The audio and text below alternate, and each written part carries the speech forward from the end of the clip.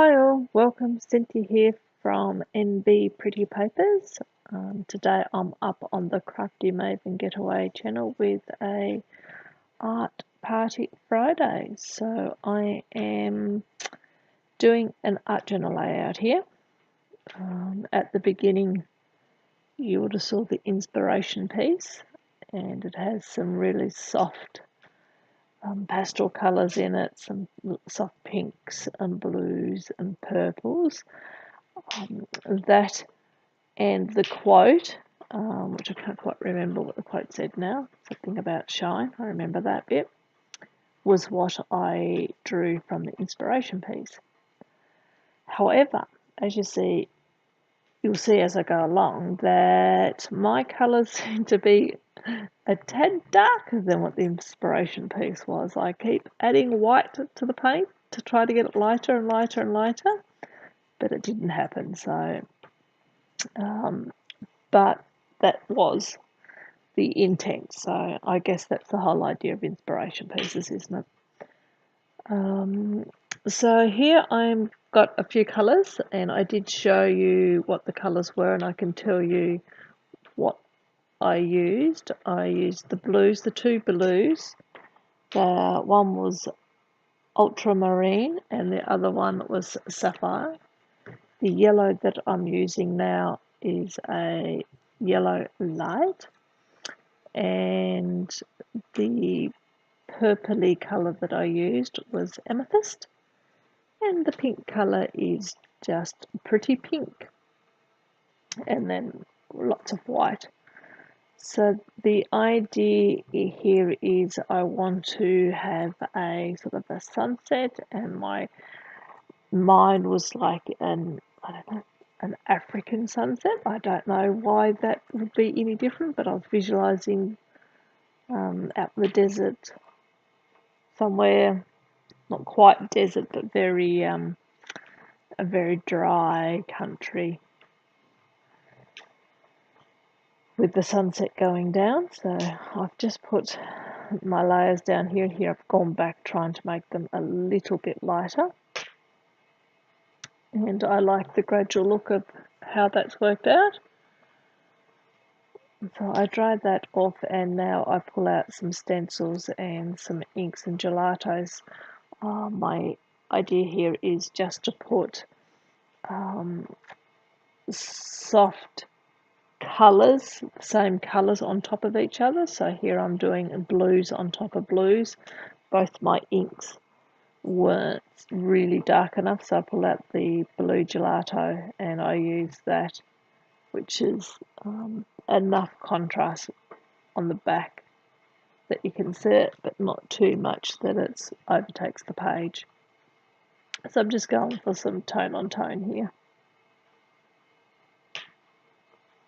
And I go through, I pull out different stencils for each colour, but they're all very similar. So they're all a small pattern, light dots or hexagons or triangles. So just to give a little bit of difference in the background. The purple is a little bit strong, but that's okay. I go with it.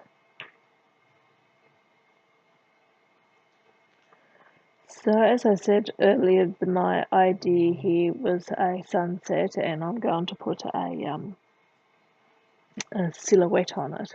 So I've been seeing a lot of different silhouettes lately, and I thought it looks very pretty, and I wouldn't mind giving that a try myself. So I'm very sort of new to the art journaling world, so I haven't done this before. Well, I don't know. How long can I keep telling myself I'm new to the art journaling world? I started about 12 months ago, so I don't know if that's still new now. At some point I've got to say that, stop saying I'm new. I'm still very inexperienced, I guess, is what probably a better way of putting it. So I've never painted, did any sort of drawing. So all this is a bit of a new area for me, and I'm always learning new techniques, jumping onto YouTube and a few different Facebook forums and watching other people and just getting some good ideas and learning how things work, and then jumping in my book here and experimenting. So if you've watched any of my other YouTube videos, you'd know that the book that I'm using is not an art journal book. It's just a notepad that I had laying around the house that I thought, well, I'll use that to start with to see whether I even like art journaling. And of course I do. I absolutely love it. Here I am. I've just sketched in my tree with pencil, and now I'm going over the pencil line with a black posty pen. I thought I'd colour it in with that, but decided I think it would be quicker and easier to get out some black paint. So I just pull out some black paint and I fill the tree in. And for a muggen who's never drawn before, I really like the way the tree has turned out. I think it looks quite effective and pretty, very whimsical, if that's the word to use. But I like the way that's come together. So now I'm just thickening up the branches that come off the top of the tree, so it's not so, looks a little bit strange as it is. So just add a little bit of paint, thicken those up so it sort of goes out more naturally, and I think that looks okay. And I go back in with my pen and thicken up some of the lines still, and then I draw on a few leaves and little hearts and some stars, just as pretty little things hanging in the tree. And there it is, like testing out how to draw a leaf shape.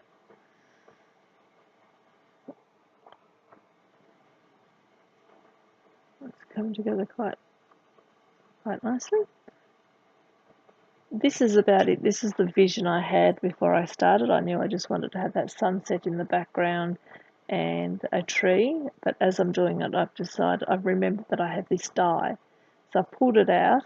I think maybe it's a little bit too big to use. It's actually a die of a bird cage and some birds, but I cut it out on black cardstock, and now I'm going to cut off all the excess to see whether I can make it fit. And it is a little bit big like that, so I decided to trim all that off. And I think the cage can fit there. It's probably slightly, from perspective, a little bit big, but I like it, so I'll go with it. And this is the bit I cut off that has the bird on it, and I quite like that bit too. So I'll see whether I can fit that there somehow. Once again, it's a bit big as is. So I come back in a minute and I trim the bird off and I use the bird. Just grabbing some matte medium of some description to glue that bird cage on.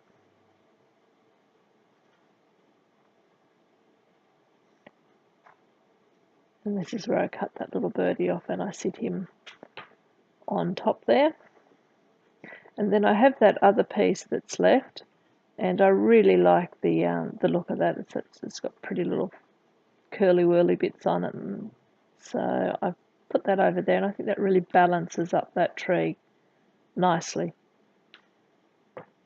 So I take it as another sort of a little resting place that the bird can sit on, and I think that looks quite nice there.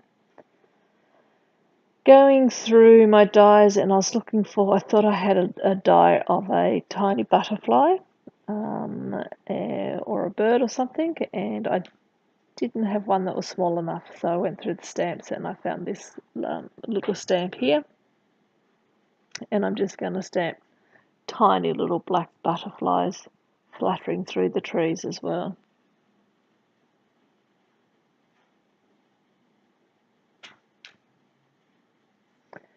If you haven't already, do hop on over to the Crafty Maven Getaway channel and check out the other wonderful designers over there. So each day we try to put up something different and new with different themes. So there's always something that will inspire you, and jump over onto the Facebook group as well and see what's happening over there. Lots of different ideas and inspiration, so it's a good place to go. Here I have pulled out these, they're nearly like a, what are they called? A rub-on. Well, they are a type of a rub-on, but I've had these rub-ons for, I would say, 10, 15 years, and they still work a dream. I love them. So I go through and I use these to put down my little title, which is Let Your Love Shine Like a Sunset, full of warmth, love and colour. And once I do that, that pretty much comes to the end of the layout. So please give this video a thumbs up, leave me a comment if you have any questions. As I said, jump over to the Crafty Maven Getaway channel, check out the other YouTubers, jump over to my YouTube channel if you're not already a subscriber, and have a look to see what I've been putting up.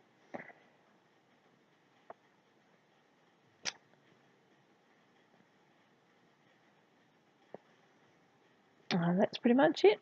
Okay then, thank you very much for watching.